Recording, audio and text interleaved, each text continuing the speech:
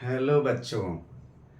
मुझे आशा है कि आप लोगों ने मेरे पिछले 3 वीडियो ज़रूर देखे होंगे और उनका आपको लाभ मिला होगा।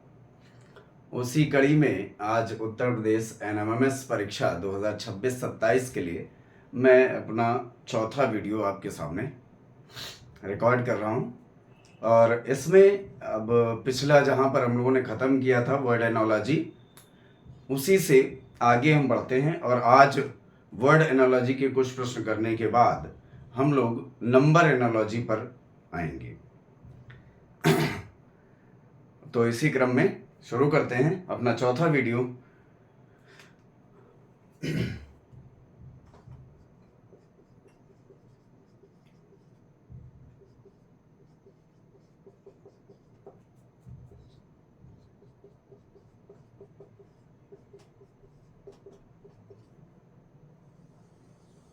पहला प्रश्न है, जिस तरह से संपादक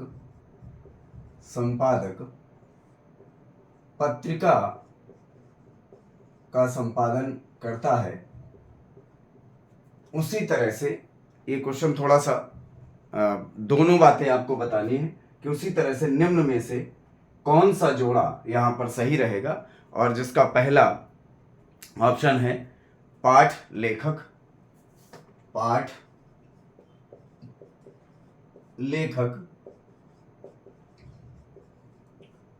कुर्सी कारपेंटर, या बढ़ई कह लीजिए, कुर्सी बढ़ई। उसी तरह से आपका तीसरा ऑप्शन हो जाएगा निर्देशक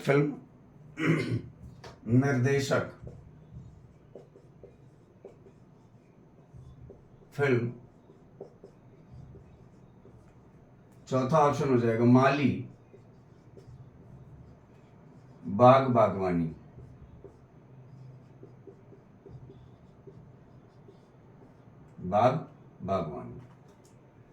तो जिस तरह से संपादक पत्रिका को संपादित करता है, उसी प्रकार से आपका जो निर्देशक है वो फिल्म को बनाता है, फिल्म की कास्टिंग करता है। अगला सवाल है, जिस तरह से ये बहुत इंपॉर्टेंट सवाल है और ये ज़्यादातर परीक्षा में पूछे जाते हैं। सीस्मोग्राफ भूकंप की तीव्रता को मापता है, उसी प्रकार से बैरोमीटर क्या करता है? उसी प्रकार से बैरोमीटर किस चीज को नापता है? तो यहाँ पे कई ऑप्शन हो सकते हैं। ताप हो सकता है, दूसरा ऑप्शन यहाँ पे दाब हो सकता है, तीसरा ऑप्शन यहाँ आर्द्रता हो सकता है, चौथा ऑप्शन यहाँ पे जो है आपका गहराई हो सकता है। तो इस तरह से कई ऑप्शन आपको दिए जा सकते हैं। तो बैरोमीटर जो है वो वायुमंडलीय दाब को नापता है। तो यहाँ पे आपका ये ऑप्शन जो है बी ऑप्शन आपका सही हो जाएगा।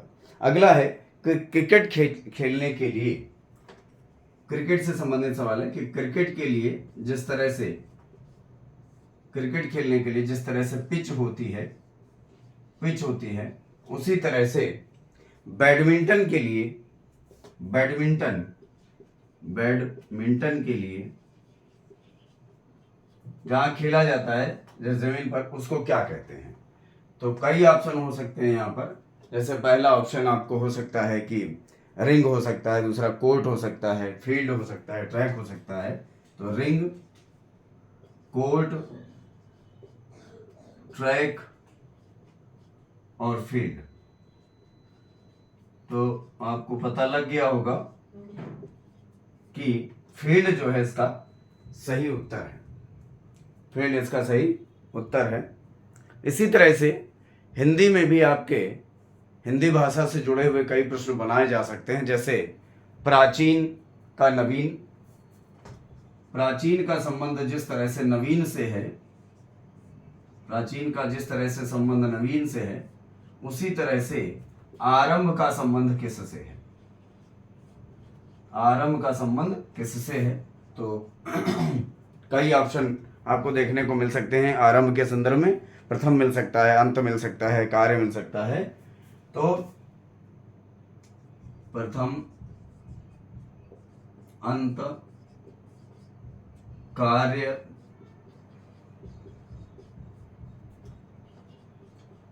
कोई नहीं, तो ऐसा भी ऑप्शन आपको मिल सकता है। तो प्राचीन का जिस तरह से प्राचीन और नवीन एक दूसरे के विपरीतार्थक शब्द हैं, उसी तरह से आरंभ और अंत एक दूसरे के विपरीतार्थक शब्द हैं। अब अगला सवाल इसी कड़ी में कि पायरिया यदि दांत से संबंधित है, पायरिया यदि दांत से संबंधित है, अगला सवाल है, प्रश्न नंबर 5 है, पायरिया यदि दांत से संबंधित रोग है, यहाँ पर इसी से रिलेटेड है, उसी तरह से ग्लूकोमा, ग्लूकोमा किससे संबंधित है? ग्लूकोमा किससे संबंधित है? हो सकता है हाथ, पैर, कान और आंख, ये 4 ऑप्शन हो सकते हैं। तो इसका ग्लूकोमा जो है वो आंख से रिलेटेड प्रॉब्लम है, आंख से रिलेटेड प्रॉब्लम है। तो अब आज मुझे लगता है कि इतना जो है सफिशिएंट हो चुका है आपके एनएमएस परीक्षा के हिसाब से। वर्ड एनोलॉजी आपकी इतनी सफिशिएंट हो गई है। अब हम लोग धीरे धीरे इसी पर आगे बढ़ेंगे और इसका अगला जो इसी से संदर्भित टॉपिक है और उसका नाम है नंबर एनोलॉजी। तो नंबर एनोलॉजी की जब बात करते हैं तो थोड़ा सा गणित की तरफ ध्यान आकर्षण आपका कराऊंगा कि नंबर एनोलॉजी जो है नंबर से रिलेटेड होता है, अंक से रिलेटेड होता है। और इसमें सबसे पहले आपको जानना पड़ेगा नंबर एनोलॉजी में कि संख्याओं के वर्ग आपको सीखने पड़ेंगे, संख्याओं के वर्ग जानने पड़ेंगे। तो जैसे संख्याओं के वर्ग, जैसे 1 का वर्ग आपका पता है 1 होता है, 2 का वर्ग आपका 4 होता है, 3 का वर्ग आपका 9 होता है, 4 का वर्ग आपका 16 होता है, 5 का वर्ग आपका 25 होता है, 6 का वर्ग आपका 36 होता है, उसी तरह से 7 का वर्ग आपका 49 होता है, 8 का वर्ग आपका 64 होता है, 9 का वर्ग आपका 81 होता है, 10 का वर्ग आपका 100 होता है। इसी क्रम में आगे जब चलेंगे तो 11 का वर्ग आपका 121 होता है, 12 का वर्ग आपका 144 होता है, 13 का वर्ग 169 होता है, 14 का वर्ग 196 होता है, 15 का वर्ग 225 होता है, 16 का वर्ग 256 होता है, 17 का वर्ग 289 होता है, 18 का वर्ग 324 होता है, 19 का वर्ग 361 होता है और 20 का वर्ग 400 होता है। तो इस तरह से कम आपको 20 तक के वर्ग याद होने चाहिए, क्योंकि सवाल जो है उनके कभी कभी पैटर्न पर आधारित इस तरह के जो सवाल हैं वो n² - 1/n² +1 बेस्ड पर भी बन जाते हैं। कभी कभी सवाल जो है n³ पर बन जाते हैं। n यहाँ पे n यहाँ पे सामान्य एक प्राकृतिक संख्या है, सामान्य प्राकृतिक संख्या है, ठीक है। तो n³ पर सवाल बन जाते हैं, n³ +1 पर सवाल बन जाते हैं, n² +2 पर भी सवाल बन जाते हैं, एंड सो ऑन, n² - 2 पर भी सवाल बन जाते हैं। तो इस तरह से सवाल बन जाते हैं। तो अब हम संख्याओं के वर्ग देख चुके हैं और अब इसी क्रम में हम लोग संख्याओं के क्यूब भी देख लेते हैं। कम से कम 10 तक का क्यूब आवश्यक होता है। संख्याओं के घन, संख्याओं के घन की बात कर लेते हैं। यहाँ पे घन भी काम आते हैं। तो 1 का घन जैसे होता है, अब किसी को ना आता हो कि घन कैसे निकालना है तो देखिए 1 × 1 × 1। 2 का घन कैसे आएगा, 2 × 2 × 2, तो 8 हो गया, 2 दूना 4 दूना 8। इसी तरह से 3 का घन, 3 जिसको ना आता हो ऐसे आप निकाल सकते हैं, लेकिन इनको याद करना पड़ेगा क्योंकि जब आप एग्जाम में बैठते हैं तो समय आपके पास बहुत कम होता है और उस समय को मैनेज करने के लिए आपको कुछ चीज़ें याद करनी पड़ेंगी और ये नवोदय विद्यालय में भी काम आता है। नवोदय विद्यालय की जो परीक्षा है उसमें भी काम आता है।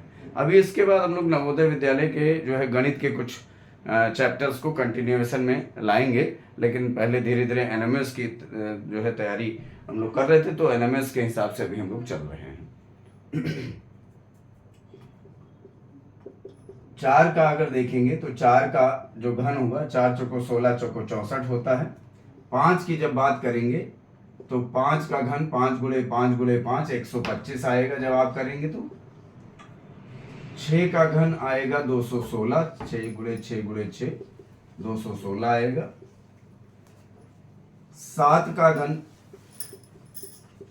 का घन जब करेंगे आप तो 343 आएगा। 8 का घन जब आप करेंगे तो 8 गुणे 8 मेरे हिसाब से 512 आना चाहिए, कैलकुलेट करके देख लीजिए। 8 8 64 और 8 चौको 32 और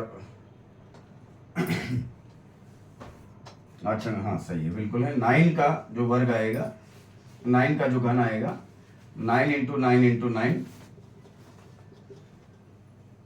729 आएगा।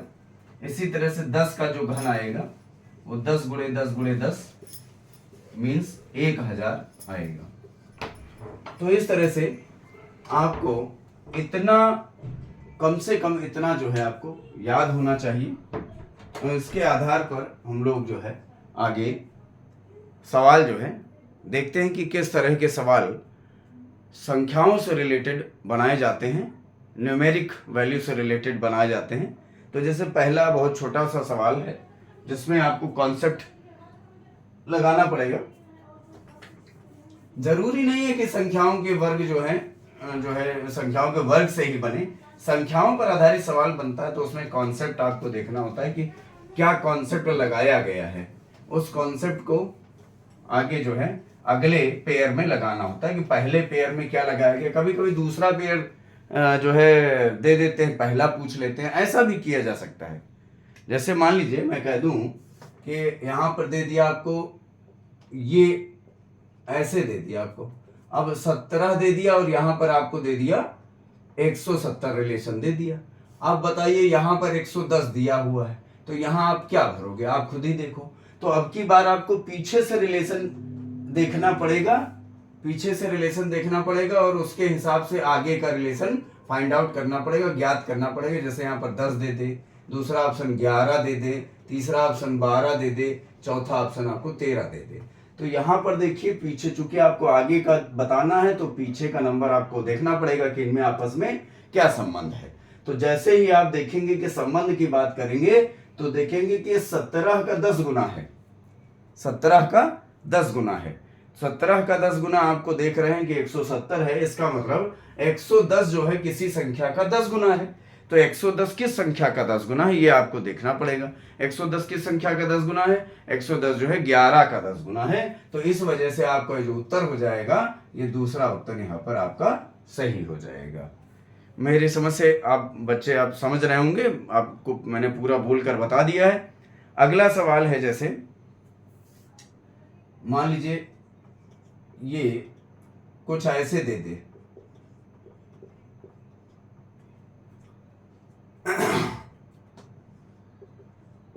यहां पे क्या आएगा बताइए। ये आप देख रहे हैं कि 7 जो है आपका 7 का वर्ग है, यहाँ पे 7 का वर्ग है और ये 5 का वर्ग है। फिर 7 का वर्ग और 5 का वर्ग लिया, मतलब 7 से 2 घटाकर फिर उसका वर्ग लिया गया है। तो उसी तरह से यहाँ पर 5 का वर्ग लिया गया है तो 5 का वर्ग से घटाकर क्या लेंगे, किसका वर्ग लेंगे आप बताइए। तो 3 का वर्ग यहाँ पर लेंगे और 3 का वर्ग लेंगे तो उत्तर कितना आना चाहिए, 9 आना चाहिए। समझ में आ गई होगी बात। ये 7 का वर्ग है और 7 से 2 कम करके 5 का वर्ग लिया गया। फिर इसी क्रम में ये 5 का वर्ग है तो 2 कम करेंगे तो 3 आएगा और उसका वर्ग कितना होगा, 9। तो उत्तर होगा 9। इसी तरह से तीसरा सवाल है। तीसरा सवाल जब देखेंगे तो ये घन पर आधारित सवाल हो सकता है, एक बन सकता है। 64:125, 64:125 और इसका जो है डबल अनुपात लगाकर 216 क्या आएगा। अब यहाँ पर आपसे पूछा गया है कि इसमें क्या उत्तर आएगा, तो 243, 343, 143, 443, तो देखिए 143, 243, 343 और 443 इस तरह के आपके ऑप्शन बन जाएंगे।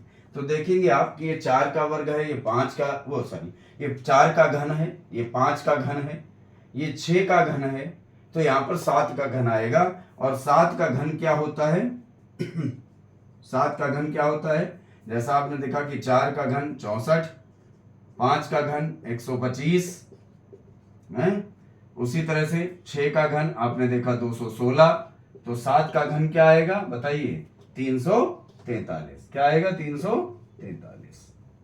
ठीक है, तो यहां पर सी उत्तर आपका होगा। अगला चौथा सवाल है कि 3:243, 5 क्या आएगा। अब यहां पर ऑप्शन जो है आपके 125, 625 है ना, और इसके बाद आपका ऑप्शन बन सकता है 3125 और 5125, क्या आएगा।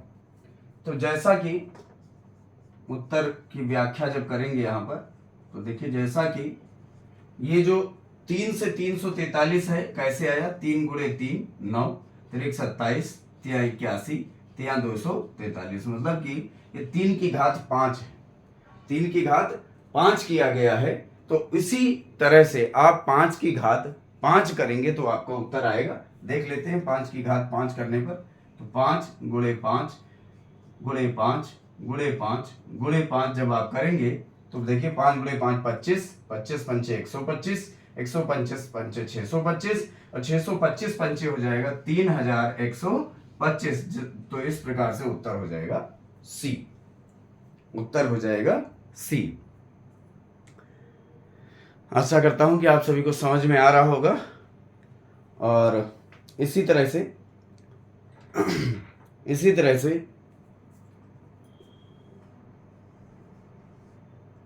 एक और प्रश्न है कि जैसे 7:2 कर दिया 345 और डबल इस टू रेशियो है 10 लिखकर आपको बताना है कि यहाँ क्या होगा। ऑप्शन है 1000, 1001, 1002, 1005, ये कई ऑप्शन है। तो जब आप उत्तर की व्याख्या देखेंगे तो देखिए आपको पता है कि 7 का जो क्यूब होता है 7 गुणे 7 गुणे 7 ये 343 होता है, और यहाँ पर 7 के रेस्पेक्ट में दे रखा है 345, मतलब इसमें 2 जोड़कर निकाला गया है 345। तो इसका मतलब है जब 10 का क्यूब करेंगे आप तो 10 का क्यूब आता है 10 गुणे 10 गुणे 10 मतलब 1000। तो जब 1000 आता है तो उस 1000 में उसी तरह से हम 2 जोड़ेंगे तो हमारा उत्तर बनेगा 1002। इस तरह से आपका ऑप्शन सी सही हो जाता है, ऑप्शन सी सही हो जाता है। तो अब आपके लिए एक सवाल होमवर्क है जिसको हम अगले वीडियो में आपको उसका सॉल्यूशन देंगे।